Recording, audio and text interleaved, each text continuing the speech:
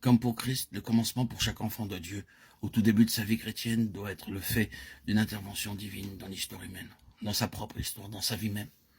C'est un grand fait fondamental. Remercions Dieu qu'il y en ait beaucoup qui comprennent cela et qui sachent ce que cela signifie. Et qu'ils puissent dire, Dieu est intervenu dans ma vie, Dieu a fait intrusion dans ma vie, Dieu est venu du ciel, même dans ma vie. Si nous en avons fait l'expérience, nous en connaissons la vérité. Mais c'est parfois utile que cela soit défini.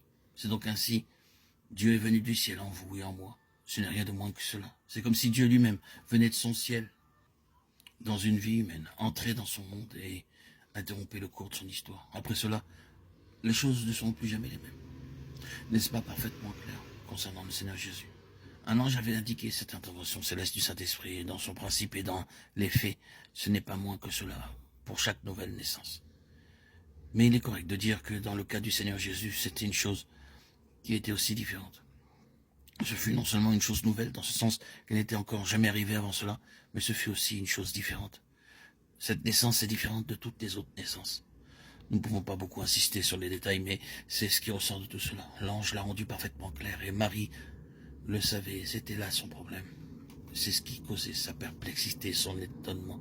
Comment Ce fut aussi la raison de la perplexité de Nicodème et de sa grande question. Comment cela peut-il se faire?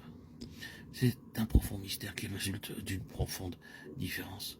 Ce n'est pas une chose commune et ordinaire. Vous ne pouvez pas trouver cela ailleurs, sauf ici, car c'est différent. Et ce qui découle de cette intervention se caractérise fondamentalement par cette différence dans sa constitution même. Oh, que tous ceux qui portent le nom de chrétiens et qui revendiquent d'être des enfants de Dieu soient pleinement animés par cela. Car je pense que c'est là où réside la faiblesse pour beaucoup. Mais à force de se l'entendre rappeler et d'y être confronté, cela ne nous frappe pas, bien que nous le sachions.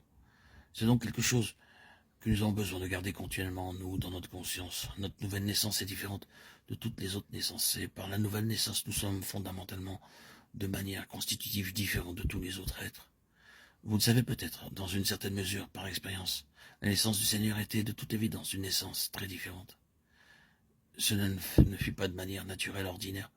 La nature n'avait rien à voir avec cela, ni la volonté, ni le choix, ni la capacité de l'homme à pouvoir décider. Et celui qui naîtra sera saint. Pouvez-vous trouver cela ailleurs dans la nature? C'est d'une classe différente et d'un ordre différent. Saint dans son essence même. C'est ce qui le différencie profondément des autres créatures et des autres naissances.